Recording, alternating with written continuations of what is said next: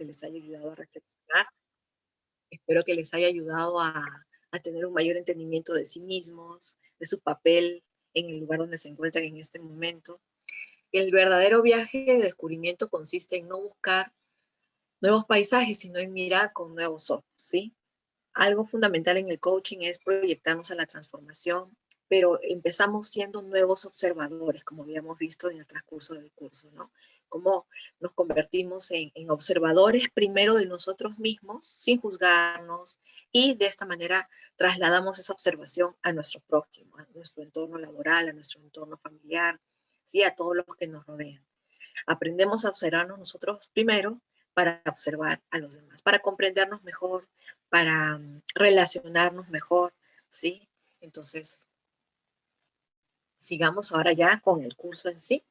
Vamos a ver primero qué es ética. Vamos a ver muchas definiciones, pero es importante para luego aterrizar todo esto en la práctica, ¿sí? Se llama ética o filosofía moral a una de las ramas más antiguas de la filosofía dedicada al estudio de la conducta humana, expresada en conceptos como lo correcto y lo incorrecto, lo bueno y lo malo, la virtud, la felicidad y el deber, así como en los sistemas de valores que dichas categorías sostienen. Entonces, esa es una pequeña definición de lo que es ética. Vamos a ver más adelante lo que es ética y lo que es moral también, pero ahora tengamos en cuenta esta definición de ética. Veamos tipos de ética, vemos en pantalla. Existen tantos tipos de ética como campos de la vida que pueden someterse a juicio moral. Allí en donde existe un dilema moral, existirá una pregunta ética. Así es posible, por ejemplo, hablar de, o sea, hay muchísimos tipos de ética, pero vamos a mencionar aquí algunos. Por ejemplo, el profesional, la que atañe al ejercicio de los saberes, que entraña una profesión, por ejemplo, ética médica, ética psicológica, por mencionar algunos ejemplos. Otro sería ética militar, aquella que tiene que ver con el uso de las fuerzas bélicas, especialmente en épocas de guerra o de conflicto. Otra ética económica, la vinculada con la economía, el comercio, las finanzas, y que se hace preguntas respecto a cómo está bien y cómo está mal hacer dinero, por ejemplo. Y finalmente tenemos la ética religiosa, aquella que se desprende de una religión organizada y que sigue una tradición moral y cultural específica. Por ejemplo, puede hablarse de una ética cristiana, especialmente si la comparamos con una ética islámica o judaica, por ejemplo, ¿no?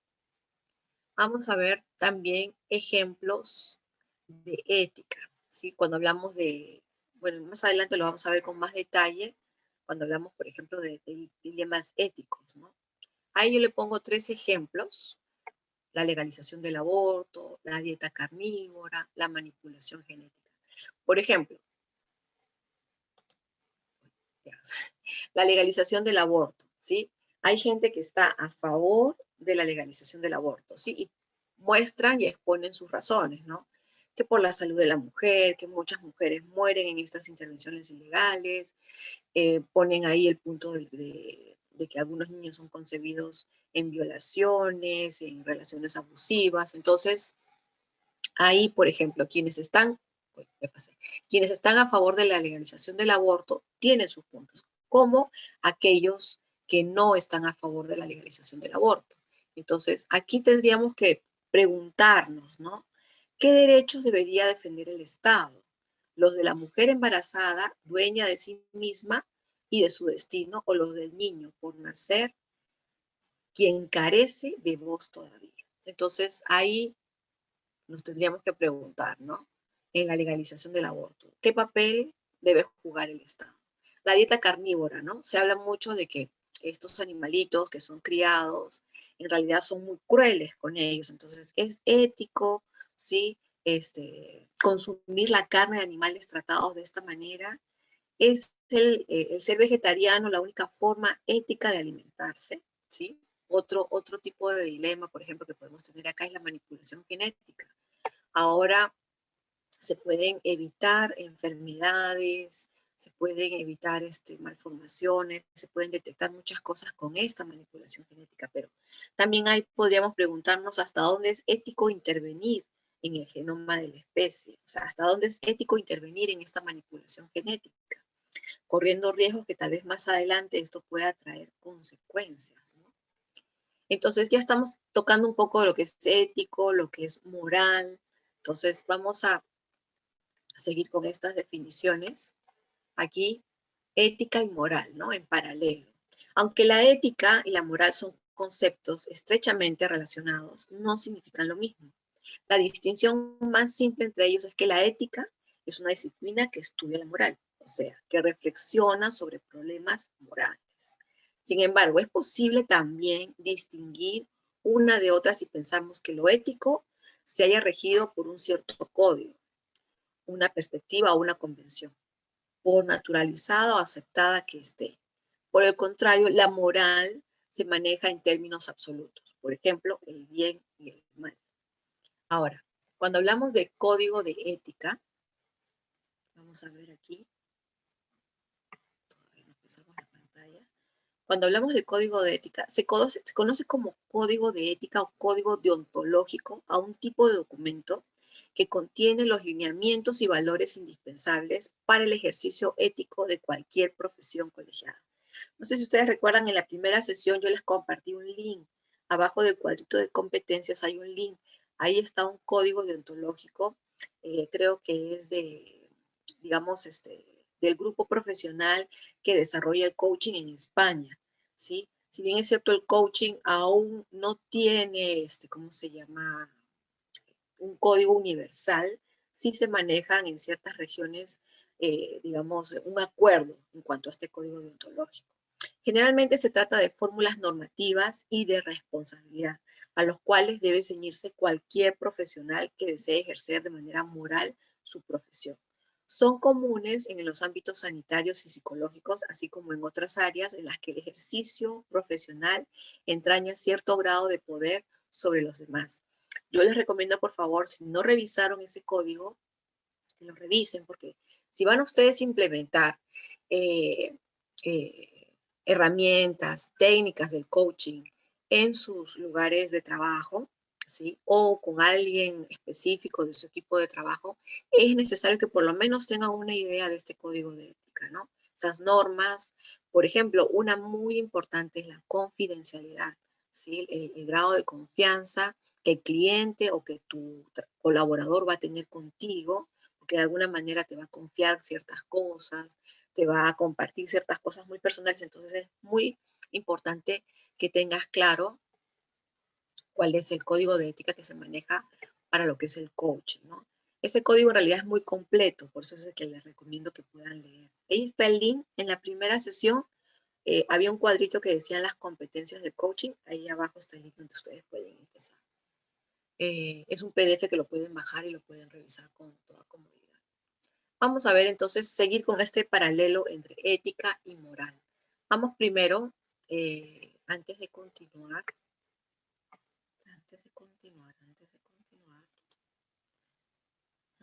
perdón, voy a ver si hay alguna pregunta. Bueno, no hay ninguna pregunta hasta el momento, vamos a continuar entonces. Vamos a continuar con este paralelo entre ética y moral, que ya vimos que no es lo mismo, pero sí están muy relacionadas. Entonces, primero, objetivo de interés. La moral se encarga de determinar qué conductas son adecuadas y cuáles no en un contexto determinado, mientras que la ética se refiere a los principios generales que definen qué comportamientos son beneficiosos para todas las personas. La ética es más bien, por decirlo de alguna manera, un elemento estático que sirve como referencia para comprender el tipo de comportamiento que regula el funcionamiento de la sociedad en un contexto determinado. La moral, por el otro lado, es de carácter aplicado, teniendo en cuenta todo lo que interviene en la decisión de actuar de una u otra forma. El segundo punto que vemos ahí es ámbito de aplicación, ¿sí? Tanto para la ética y para la moral. Por ejemplo, para la ética se sitúa en el nivel de la teoría, tratando de encontrar principios generales que favorezcan la armonía entre las personas. La moral trata de aplicar las normas determinadas por la ética, a un gran número de situaciones concretas, según la descripción de lo que ocurre en cada caso. Origen y desarrollo. Vamos a hacerlo de manera sintética. Podemos decir que la ética tiene un origen individual, mientras que la moral se deriva de las normas de nuestro grupo social, determinadas a su vez por un sistema ético previo. ¿Sí? Eso es, digamos, de una manera muy sintética el origen y desarrollo tanto de la ética y la moral. Ahora, en cuanto a la capacidad de elección, ahí ese cuarto elemento. La ética se fundamenta en el valor intelectual y racional que los individuos otorgan a sus actitudes y creencias, a diferencia de la moral, que viene determinada por la cultura y por consiguiente es de tipo más bien irracional e intuitivo, ¿sí? Vemos ahí una gran diferencia entre ética y moral. Ahora, el modo de influencia, también vamos a ver qué dice de cada uno. Las normas morales actúan en nosotros desde el exterior o bien desde el inconsciente. ¿Sí? Esto es las normas morales, en el sentido de que las interiorizamos de forma no voluntaria a medida que nos desarrollamos dentro de un grupo social determinado. No podemos permanecer al margen de ellas, siempre las tenemos en cuenta, ya sea para defenderlas o para rechazarlas. Por el otro lado, la ética depende de elecciones voluntarias y conscientes, ya que este concepto define la identificación y el seguimiento de unas normas determinadas por el actuar del modo que nos parezca correcto, desde un punto de vista personal. Además, el ser de ámbito más bien individual da un cierto margen a reflexionar, ¿sí? A analizar sobre si algo está bien o no, dependiendo de las circunstancias, ¿sí? Vemos otra gran diferencia en el modo de influencia, tanto para las normas morales o la moral y la ética. Y finalmente, el grado de universalidad. La ética tiene la pretensión de ser universal, es decir, de poder ser aplicada en cualquier contexto, ya que idealmente parte del uso guiado del pensamiento, no de la obediencia ciega a normas rígidas. Esta disciplina busca, por tanto, establecer verdades absolutas que se mantengan como tales independientemente del contexto en el que se apliquen, siempre y cuando la persona tenga la capacidad de actuar de forma racional. Entonces, la moral, por el otro lado, varía en función de la sociedad. ¿Sí? Ya lo hemos visto de la sociedad, de la cultura del grupo que te rodea. Conductas que pueden estar aceptadas en algunos grupos sociales, por ejemplo, como la violencia de género o la explotación infantil. Para algunos grupos eso pasa como que no es nada grave, bueno, es parte de, bueno, los hombres son así, bueno, las mujeres, sí, o sea, para ellos es algo aceptado. Obviamente para nosotros no, pero para algunos grupos muy machistas es aceptado ese tipo de comportamiento. Entonces, esos tipos de comportamientos serían considerados inmorales por otros grupos, ¿sí? Por otras sociedades. Así como desde un punto de vista ético también, o sea, sería de todas maneras reprochable. Entonces, podemos decir que la moral está influida en gran medida por el relativismo cultural, ¿sí? Aquí, por ejemplo, en Perú, estamos trabajando muy fuertemente en contra de la violencia de género, ¿sí? Pero hay otros países en los que ni la sociedad ni el Estado hace algo por ello y muchas mujeres mueren y son asesinadas y esclavizadas eh, con el aval, es más de los gobiernos. Entonces,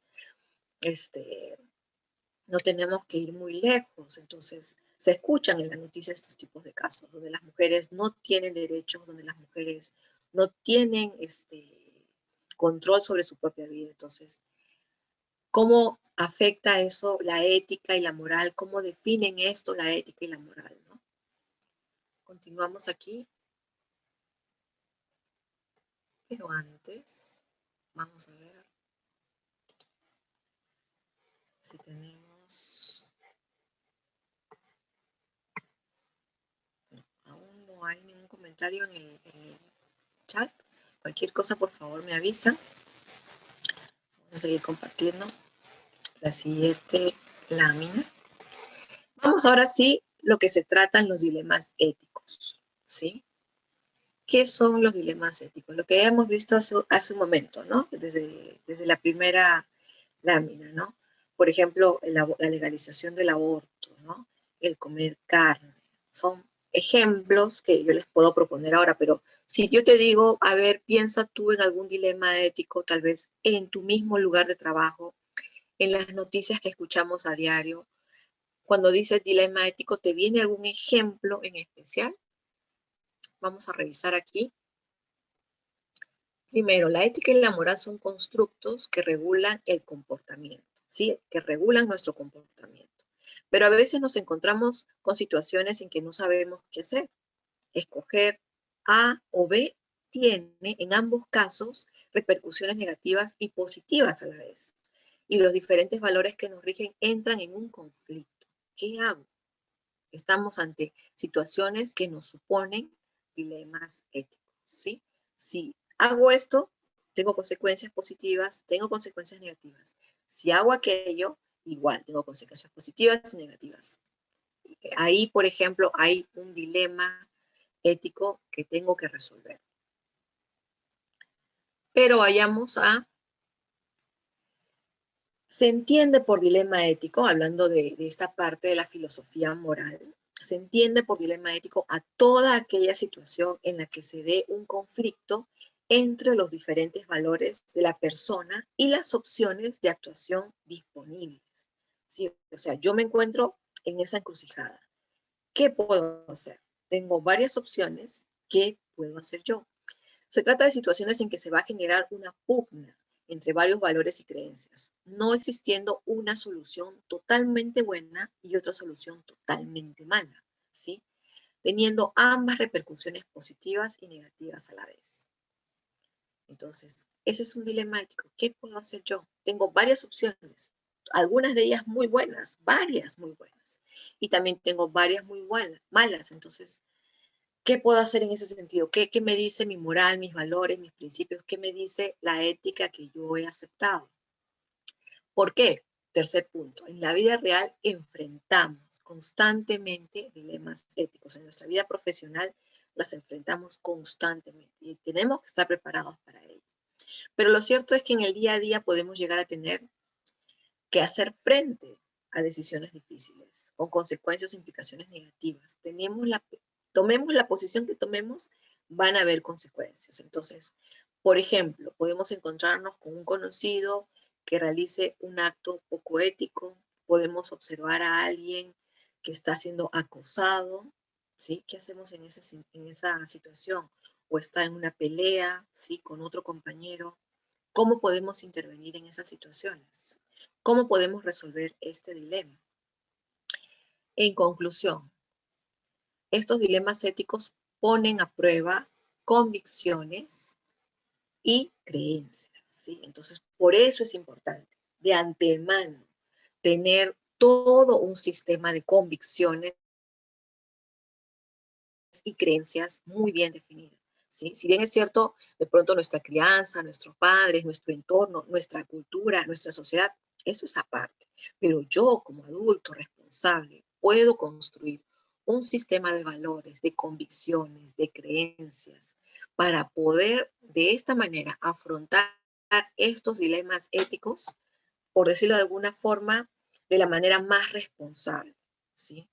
Que yo tenga realmente una posición no solamente equilibrada, sino que realmente tenga una posición. Por ejemplo, ¿qué piensas tú acerca del aborto? ¿Cuál es tu posición al respecto? ¿Y cuáles son los fundamentos que apoyan y avalan esa posición? Entonces, es muy importante tenerlo claro, porque dilemas éticos vamos a tener, pero es importante qué sistemas de valores y creencias están detrás para apoyar y resolver esos conflictos.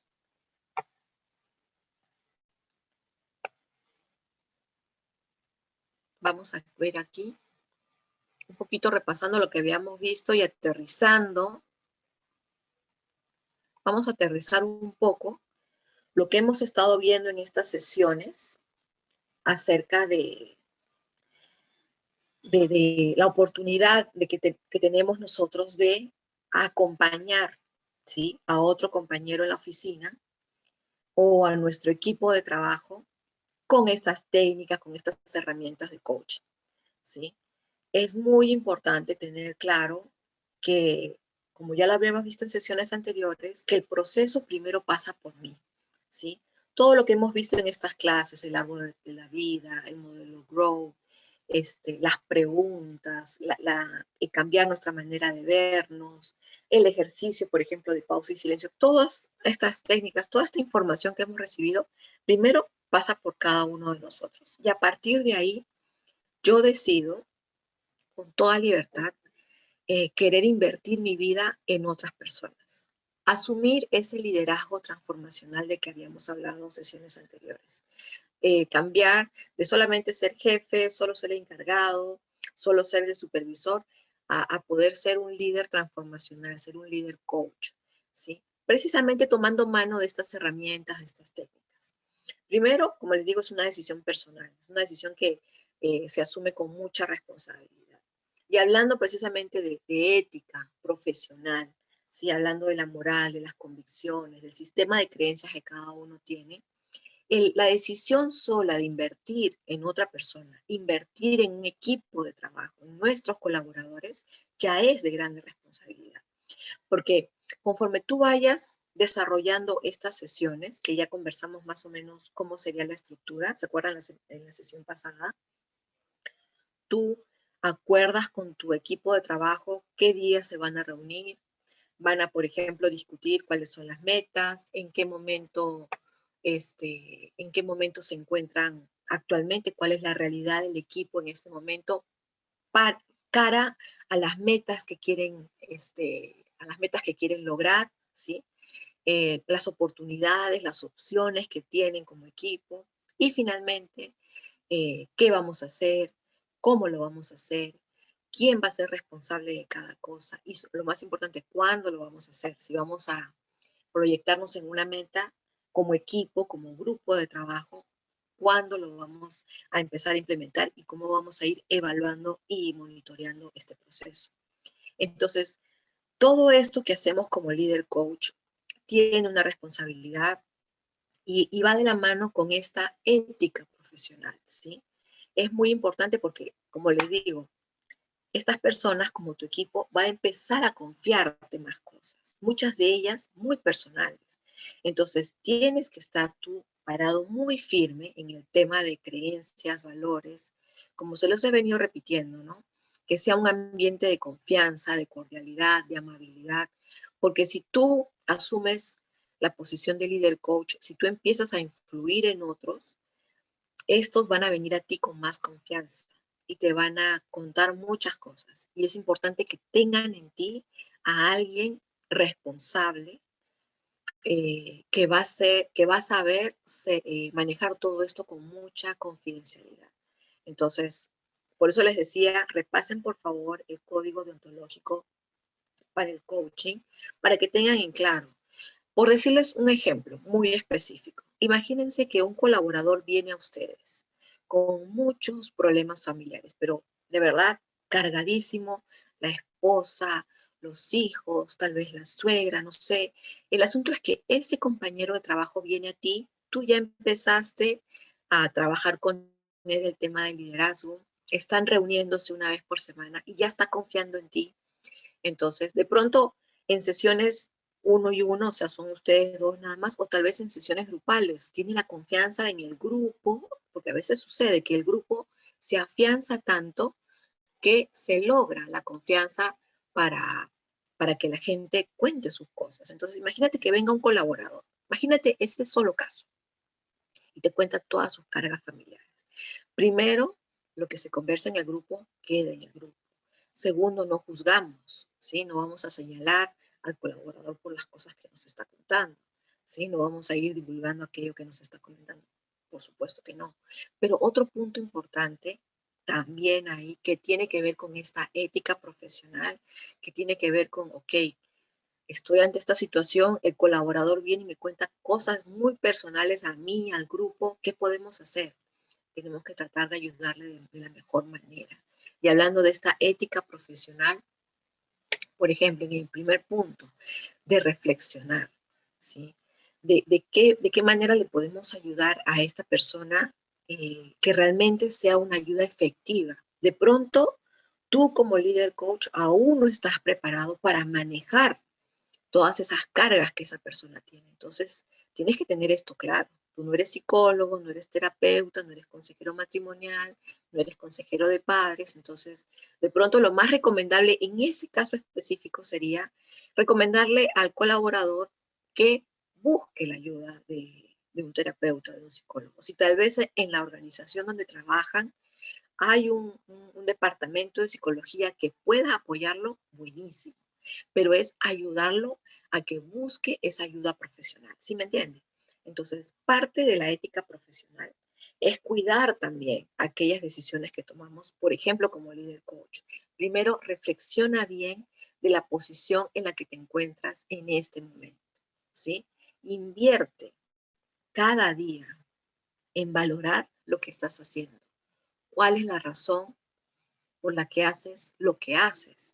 Tu motivación, ¿sí? Es muy importante tú como líder coach, a cargo de un equipo, a cargo, así sea, de una sola persona, ¿sí?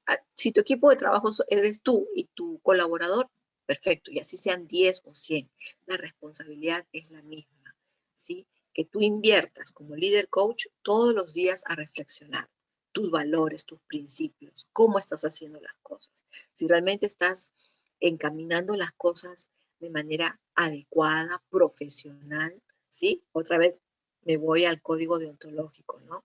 Estás siendo profesional en el desarrollo de tu actividad como líder coach. La segunda opción que vemos ahí es da oportunidades, ¿sí? Tú en tu posición de líder coach, hablando de esta ética profesional, vas a tener a vista un montón de colaboradores tal vez, ¿sí?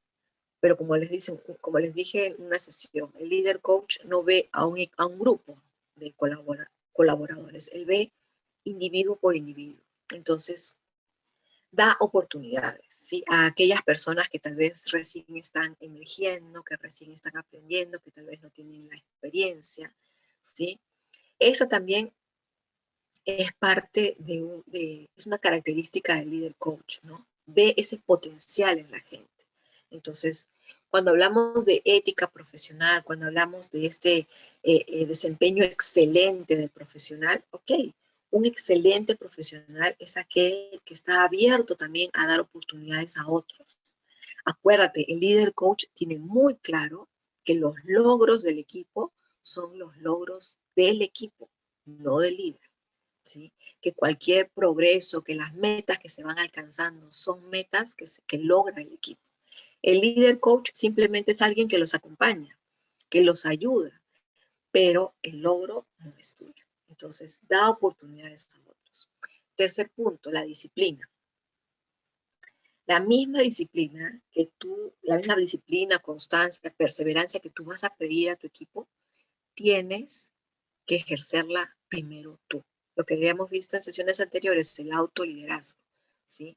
Quieres lograr grandes metas como equipo, te pones grandes retos como equipo, pero empiezas tú, ¿sí? En cuanto a disciplina, tú eres el ejemplo siempre. En estos tiempos se habla mucho del talento y se habla muchísimo del talento y muy bien, el talento es importante, pero el talento tiene que ir acompañado de un ingrediente valiosísimo que muchas veces nos falta, que es la disciplina, ¿sí? Hay músicos, profesionales, artistas, médicos, docentes, muy talentosos, es más, que nacieron con dones y habilidades excepcionales en su rama. Muchos de ellos no llegaron a cumplir todo ese potencial. ¿Por qué? Porque les faltó disciplina. Entonces, tú hablando de ser un profesional excelente, hablando de esta ética profesional, sé el primer disciplinado en tu equipo de trabajo. ¿Sí? Que la constancia, que la perseverancia, que la disciplina sea algo que te distinga. Ahí el cuarto, ayuda a los demás. Es muy importante que el líder coach que quiere ser ese profesional de excelencia, ¿sí? Que quiere ser conocido por sus valores, sus principios, su ética, tiene que ser alguien también conocido que ayuda a los demás, que está dispuesto siempre a tender la mano al otro, ¿sí? De manera desinteresada, ¿sí? De manera oportuna. Es muy importante que como líder aprendamos a valorar las preguntas del otro.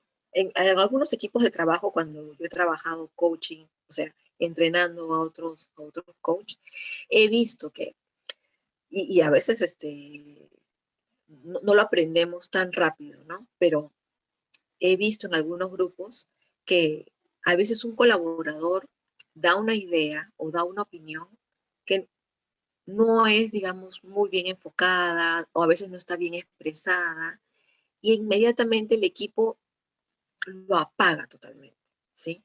O sea, le dicen, ay, pero no, o sea, ¿qué estás diciendo? Tu idea es terrible, tu idea no tiene nada que ver, mira, estamos hablando de este proyecto, ¿cómo se te ocurre decir esto? O sea, menosprecian totalmente la idea de ese colaborador.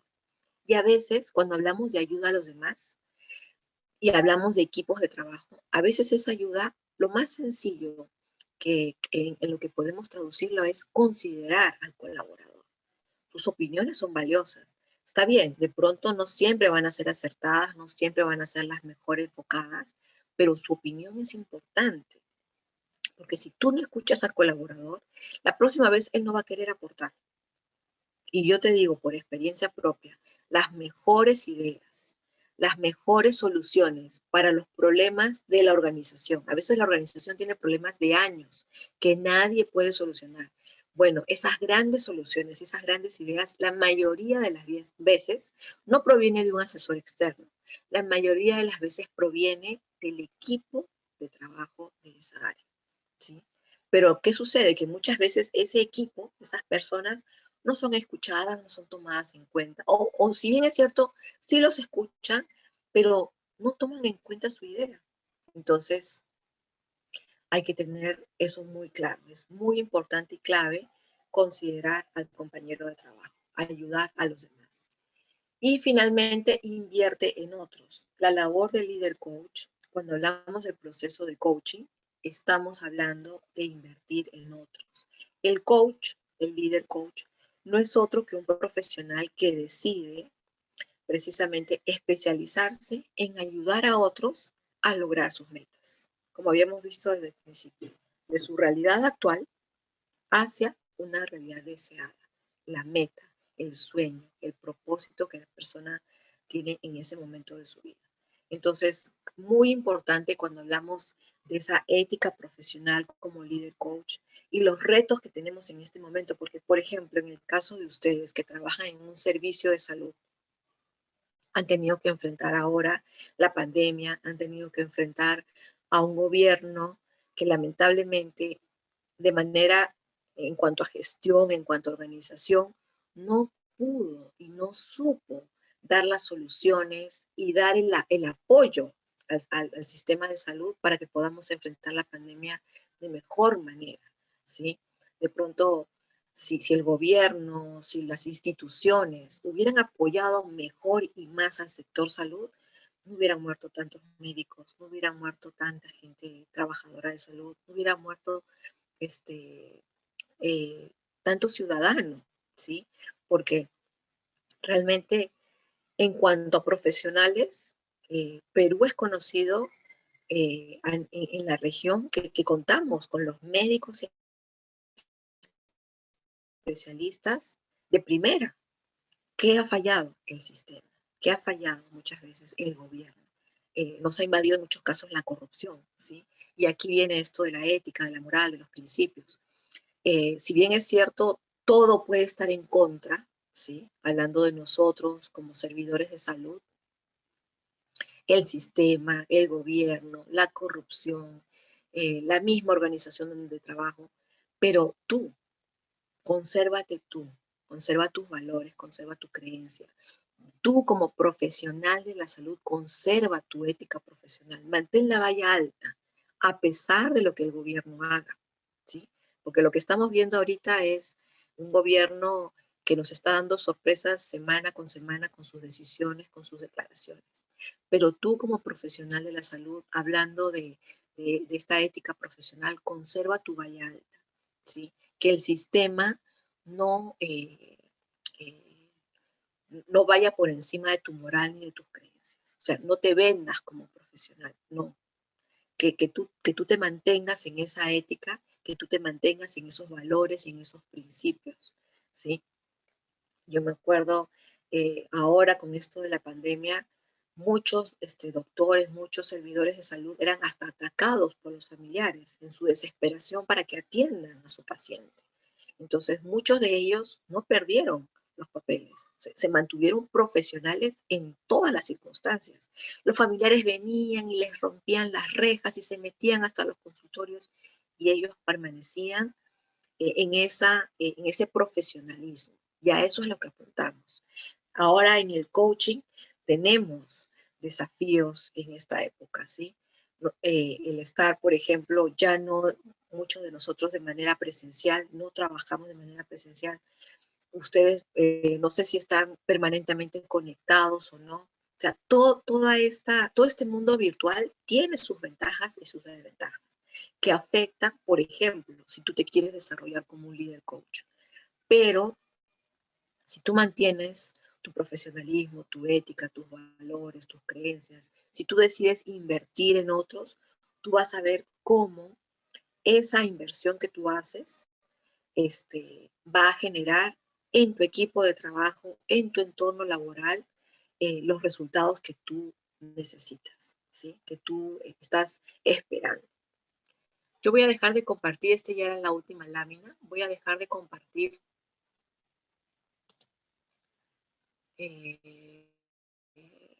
ahora sí, porque me gustaría, ay, qué bueno que ya me han puesto preguntas aquí en el chat, me gustaría sus comentarios, ¿sí? Yo voy a seguir todavía dándoles algunas notas finales de ética y coaching, pero me gustaría sus preguntas también. Acá, por ejemplo, José Sanabria dice, al inicio de la pandemia la pregunta era, ¿a quién vacunábamos primero? ¿A las autoridades, al personal de salud, a los pacientes? Claro, ahí entrábamos, por ejemplo, en un dilema, ¿sí? Porque en cualquier decisión habían sus pros y sus contras. Muy buen ejemplo, José Sanabria. Por ejemplo, ese ejemplo, José, lo puedes usar para tu actividad del día de hoy, así que toma nota. Ese ejemplo es válido para tu actividad del día de hoy.